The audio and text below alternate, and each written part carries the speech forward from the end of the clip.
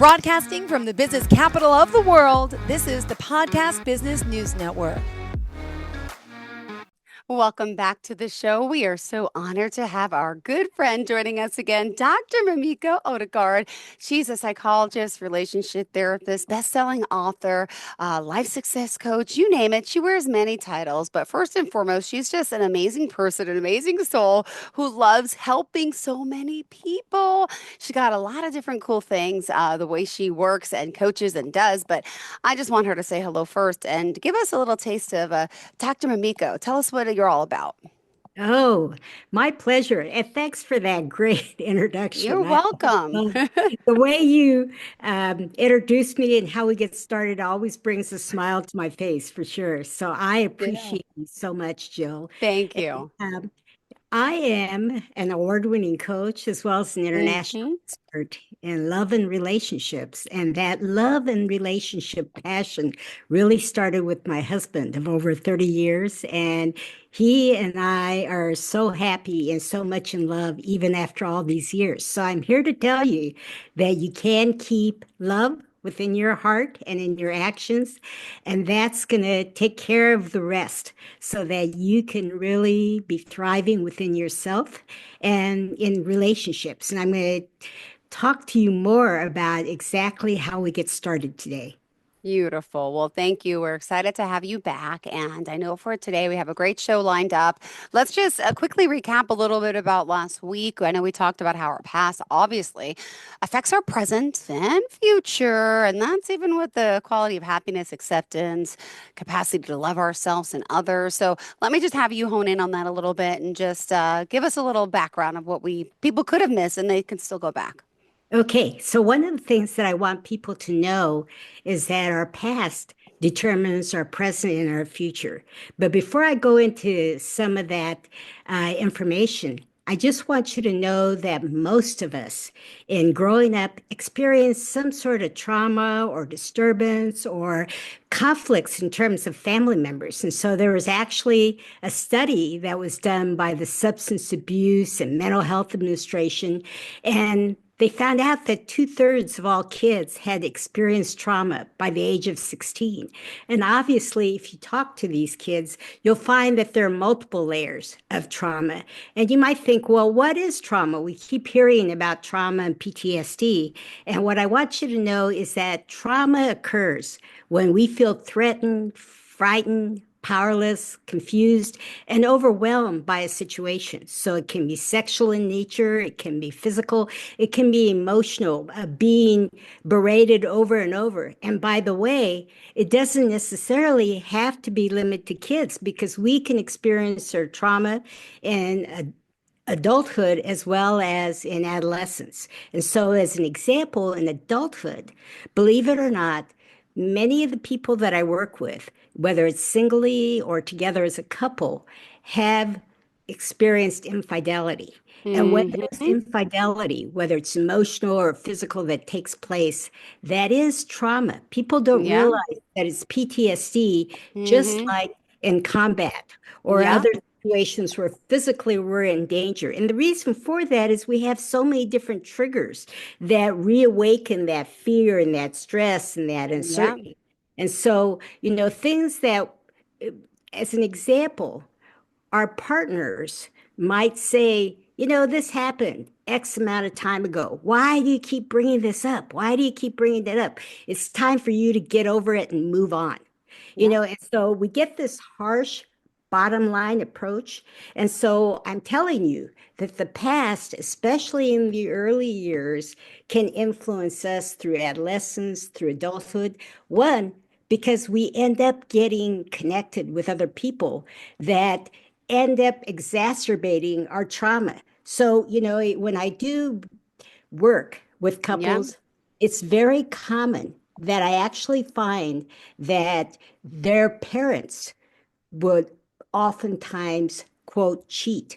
And so there's always uncertainty about whether they were going to stay or leave. And then certainly they didn't have the time to really devote their full attention. And so one of the things is that most of us are looking for love all of our lives, and especially those people that have been abandoned in some way or feel abandoned or feel neglected. And so they're looking for love. But that trauma begins to resurface over and over because there's something that's called a trauma bond. And the trauma bond is when you feel like you're being attracted over and over to the type Yeah. of perpetrators where you then re-experience the pain. And so that's why I'm saying to you that this is really serious in terms of our childhood and our responsibility as adults to give the best and the healthiest care as possible because our kids begin to reflect what we're showing them and how we're treating them, how our deepest feelings are expressed toward them, and so forth. And that deepest feeling might not be love, it might be anger, and it might be rage, which is out of control anger. So, and in summary, I'm just Yeah. telling you that it's so important to go through the past as to what's happened to you and how each person became the persons that they are, because our past determines who we are now and what we become. And you want to use that to your advantage so that you know the pitfalls of where you're stumbling and where you need to have that further healing. Beautifully said. My goodness. I love it. So, really, how are we starting? Can we just start to be, to create that new person or that relationship that all of us so deeply Well, need and that's what want? everybody is like, jumping up and down in their chairs. I Like, know. how do I we get know. started with this? And what I Hmm. want you to know is that it's very easy. Obviously, if you can, work with someone that you trust, that's a coach, that can guide you and teach you the things that you don't know. But for most of us, a starting point would be to get out your journal or your notebook and Yeah. begin to list the qualities that you like and love about yourself. So start out, number one, with those positives, because I want you to be aware of the gifts that are within you, not just what's wrong. And you got to be centered in that way so that you can remind yourself, excuse me, as to what it is that's special, that's unique about you. Because we all are different, we all are unique, we all deserve to be loved and to not only gain love, but to know how to give that. So that's why you want to start with that so that it gets you away from the criticalness and a sense of perfectionism that so many people have. Like, they're flawed if they make a mistake, when really that gives you more information as to how you can strengthen yourself. So the next thing that you want to do in your notebook is to list the qualities that cause you difficulty, that you do not like about yourself or that impede the level of happiness, intimacy, your ability to love, to ability to choose healthy partners and enjoy true happiness and success. Like, for instance, you might think that you're, shy and awkward, and that's one of the things that you dislike about yourself because you don't know how to start conversations, or you feel too nervous and not confident with talking and listening to another, so that you just perpetuate this by being quiet. And by being quiet, it just affirms to you that your input is invaluable. You don't have anything that's worth sharing. Or you look consistently at the computer and phone, and so you hide as a way from other people. And that's something that you see as a pattern because you don't know how to approach them or what to say, or you miss or you ignore physical cues, or you don't know how to show emotional support and tenderness or compassion or empathy because you never got it in your family. But you also cover up low self-esteem by dominating conversations, talking about yourself, boasting about what you Yeah. do, don't do, and not show any interest in getting to know someone else.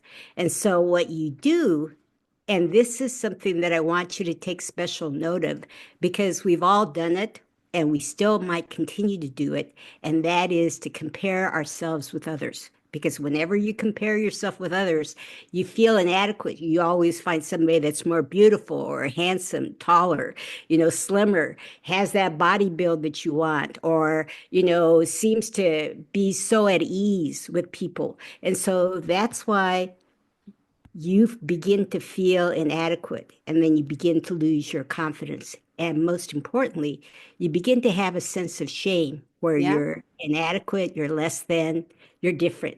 And, or you might be jealous of other people.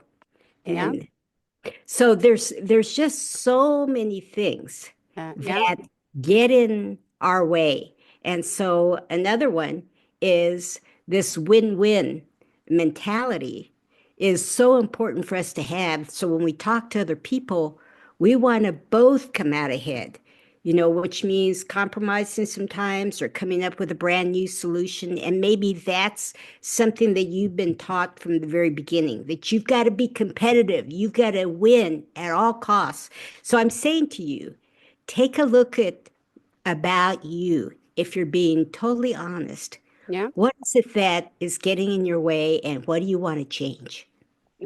Wow. Thank you so much. It's so Now, easy coming. let me Go ahead. Go just ahead. interrupt you. I'm sorry. I'm on a roll here.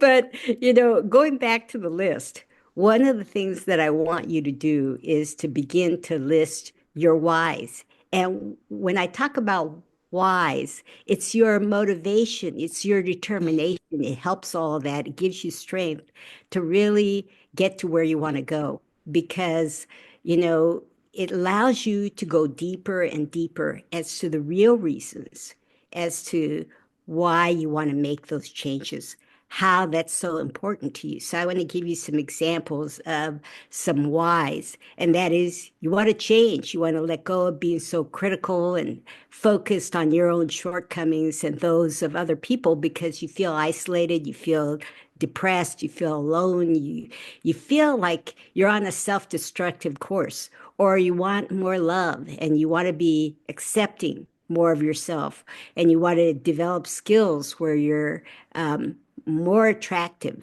to yourself and others. You want to let go of shame so you can fully achieve. You're tired of feeling inadequate and unworthy, and you want the changes to be so that you actually attract and keep healthier relations and people who truly care about you. So those are 3 steps to really get us started and for you to take a neutral, but also a proactive opinion and feelings about yourself. Wow. Well, thank you for that. Oh my gosh, we are on a roll here, Dr. Mamiko. There's so much more that we still have to get to. Where did you want to go next? My goodness, there's a lot. That's right. Well, thanks for giving me the leeway. You're It's like a welcome. runaway train doing, You're welcome. all this inertia that's taking place. Well, and so the next thing is last week, we spent the time talking about how important to examine our family of origin. So Yeah. here's something that you can do. That's again another list that you Yeah. put in your notebook. But this time, what you do is you go back to your childhood, to the family that you grew up in, the house that you grew up in, or apartment, or whatever the case might be, and the different people that were in your life at that time. And we typically start with the parents so that you put them separately and Yeah. you describe mom or dad and their characteristics, your relationship with them, how they treated you, how they showed you love, as an example, or didn't show you love. And so you go on to the next person. And once you talk about your parents, you talk about the people that are the oldest sibling, or I should back up a little bit because in many cases of the people that I work with, then they may not have had both parents there or neither parent there. And so they grew up with their grandparents or with an aunt Yep. and uncle. And so whoever is the adult in the family, or oftentimes stepdads and stepmoms, you want to be able to find out their, description of each of those persons because Yeah. that's important to determine who you are and where So true. somebody the concerns and the issues lie. And so you want to be able to then go down from the sibling down to the youngest, and you definitely want to Yeah. yourself as your own self-description as to how would you describe yourself. So Oh, this gives you a big head start, right? Of it really really, really understanding does, right? where you are. But when I do this with couples, it's really interesting because I'll take each person separately and go through this, and all of a sudden there's much more of a light bulb that goes on for them Yeah. and so much more tenderness because all of a sudden the behaviors that were so irritating Yeah. from the partner, then the other partner begins to see that it's not about them. It's not personalized. So they're able to depersonalize and they're able to be more present and be more supportive and loving and really understand where the other person is coming from. And that is a key to growth for both of them. Beautifully said. Wow. And, all these journeys that we go on, and it's like, you mentioned, it's also about growing up like with inconsistency in the home and favoritism, trauma, put downs, and all that thing. So, how do some kids just grow up to be healthy adults? I mean, some don't. People blame it on their childhood, blame it on their past. But is it true that no matter what you've been through, you can succeed and have a better life? Because you hear some Debbie Downer type people like, oh, well, I didn't have this, I didn't have that. And those are the ones that aren't. And then but then you also hear the people, oh, I didn't have this, I didn't have that, but now I'm this. Like, is it in our core genetics, or is it maybe you just need a little coaching to figure out, because we've all had some bad in our lives, right? But I Right. just feel like we can really do anything we want. And Yes. And what even I if we want came from an everybody abused to family, know, something that horrible to think of, but yeah, right, is that we each can have different people that I like to call them angels in our lives. And, you might have come from an abusive, background where your parents were harsh with you, corporal punishment, emotional abuse, sexual abuse, physical abuse, all those sorts of, unsavory actions. So then you become a scared, frightened child, and you become that way more and more as an adolescent and as an adult. But these examples of having a parent that's continually attacking you verbally and putting you down, you have a choice. You can soak it all in and be a sponge, or you can do the opposite. And that is to say, you know, I don't like what's happening to me. Every time I'm criticized and brutally, assassinated by these words and these actions. And so when I become an adult, I'm going to learn to be really loving. And I definitely want to have children, and I want to be the best parent that I can. So, starting with my partner or spouse, I want to give that person compliments. I want to learn how to love and to really show affection. I never got any hugs. And so, I want to be able to be the one who instigates it. So again, it's about acting on love. Whatever it is that you want, give it to yourself and to the other person first. And so we have these angels going back to that, and that might be a teacher who took special interest in you because you came in with ratty clothes, didn't have yeah, mm-hmm, all those sorts of things. And so she knew that you were gifted and that you were special in some way. And when I say gifted, not necessarily just intellectually, but that you were a special, unique child who deserved to have the best attention from her. And so, or him. And so that person became almost like your surrogate parent, or your aunt or uncle might have taken special interest because you didn't have a father. And so that uncle then played games with you and introduced you to fishing and other, activities where you could fit in more with your age group. So I'm saying to you that you have a choice of seeing the dysfunction in your family and thinking that's normal and that's the way you're going to yeah, be. Or you have the choice of looking at that and saying, I am going to rise above it. I am better than that. I'm higher. And somehow, instinctively, I know that I can be better. And so you make that choice. So in my personal example, I think I mentioned last week about how my parents were the fracases. And so when the parents are fighting, the kids obviously get very stressed. Yeah. So they were an example of what I didn't want.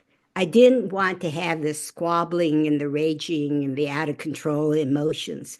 And I wanted to be with someone who could talk about their feelings and we could work things out, not just be reactive.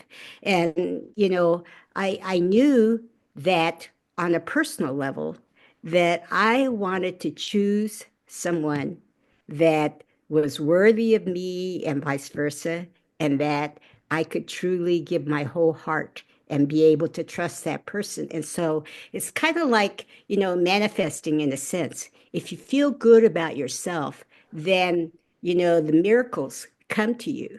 And you've got to be able to be watchful and to be able to see it. So, like I say, love is all around us, and we can make the decision to upgrade ourselves or to be able to connect with someone else that's a family member or a friend and be able to share and grow. Amazing. Thank you so much. We still got more time here, and it's exciting that you're joining us as always, and these amazing discussions that we keep continuing to talk about. And, we've all heard the saying that journey starts with that first step, right? But a lot of us don't know where to start. But there's still so much more you want to talk about. So continue. Go ahead. We just go off script all the time, which is fine. Okay, I do want to go back to that Yes.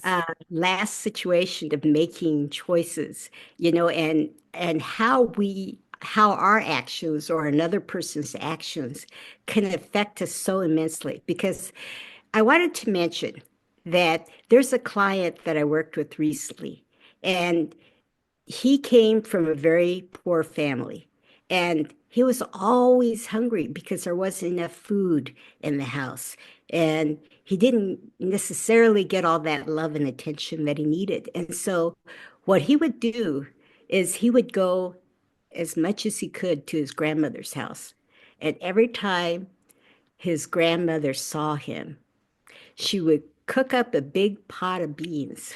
And so to this day, that's his favorite food. That's his comfort food. That whenever he wants to feel soothed, it is through eating hot homemade beans. And so I just tell you that because it can be these simple gestures. It doesn't have to be all the hugging and all that, because you know that the person is showing love to you in the best way possible. So you talked, Jill, about our journey starting with the first step. And so when I start that first step, especially with a couple, then remember I mentioned that I go through their family of origin and go through each person's characteristics and then bring that together so that they have a greater awareness of how they became the persons that they are, and where they come together as well as where there could be potential conflicts. And so that's something that I take very seriously, but sometimes we've got blinders on, and so we need to be able to reach out to someone else of a trusted source that can truly support you. And Yeah. because in your best attempts to grow, you only know what you know. And so you're kind of operating within a narrow bandwidth. And so, what I want you to know is that other people can see things that you don't know and can be your guide. So, I'll turn it Beautifully. back over to you, Jill. Well, I think that's amazing because you're here and you're helping, so many really make that start. And I want to thank you for that. Well, thank you. I also wanted to mention something that's called the Johari window. So it Yes. gets What to is the that? point. What is that? So it's like a window pane where there are four quadrants. And so each quadrant is a little different. And so the first one is information that's known to you and to the other person. So the other person knows about your eye color or your body build, whether you're approachable, good conversationalist, whether you smile often, or whether your mouth is in a frown, whether you speak kindly and be encouraging, or the opposite, that you can only focus on yourself and your accomplishments, your revelations, so forth. So that's something that's the first pane, the window pane, as to information that's known to you and to the other person. The second is that the information is known to you alone, but it's not made public to the others. Like they don't know that you go through bouts of sadness, or that there might be bipolar episodes that you struggle with, or that you have periods of intense irritability and impatience and low self-esteem as well as anxiety. And so they may guess by some of your actions and your moods when you're around them, but they really don't know as to how shameful you feel or how embarrassed you feel and how much pain this Yep. causes for you.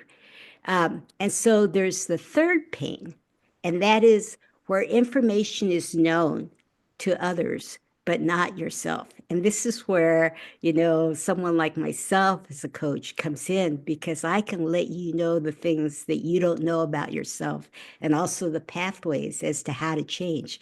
But to give you an examples of things that are, quote, invisible to you, would be, first of all, like bad breath or having that green lettuce in your teeth while you're on a date with a special person that I you're would always tell you, don't worry, and vice versa. I hope you would too. yeah, so it can be things like that you may not realize at all, that you really don't know how to listen. And then Yep. there's a tendency to jump from subject to subject, to just change it and to draw the attention back to yourself. And so then the fourth is that the information is not known to you and to the other person. Wow. The thing that I want you to know is that the number four, where it's unknown to both, well, I have different ways of finding out what that information is. And soon I can begin to be the one to show you the right path so that it's not trial and error, where it's the do it yourself approach, where it takes forever and the results are not as perfect as you'd like. Thank you so much, Dr. Mamiko. We appreciate your time here today. Well, I appreciate you, and I'm excited to share any and all information for sure. Well, tell us how we can reach out to you, and I want to know more about that free consultation that you offer. Oh, well, thank you. Yeah, I'd love for people to call me, and the sooner you call me, the faster you'll be on your way to intimacy and love with yourself and with others. And I just want you to know that I have a new website, and it's easy to remember because this is how I always end any presentation, and that is Act on Love. So it's www.actonlove.com is my new website that's still in progress, but you'll get a better idea as to who I am and how I work and the ways that I can actually help you. And there are testimonials that are on there. And so please take a look. And one of the things that I've added, by the way, this is a new adventure for me, is a toll-free number because I want to be Yeah. accessible to all of you. Some of you might just have landlines or something like that. So anyway, that number is 855 608 4800. So 855 608 4800. And you'll find that number on my website. And one of the things that, it's still a work in progress, but I think it's working now. And that is you can leave your information and to success@drmamiko.com, success@drmamiko.com, which is my private email address. So there are many Beautiful. ways to get in touch with me. So start your journey now for a better today and tomorrow. Perfect. Thank you so much. Pleasure having you here, and we will see you hopefully next week. Always a pleasure, darling, and enjoy the rest of your day and enjoy the weekend. Thanks again. All right. Thank you. Bye-bye, Dr. My Mamiko. pleasure. Enjoy.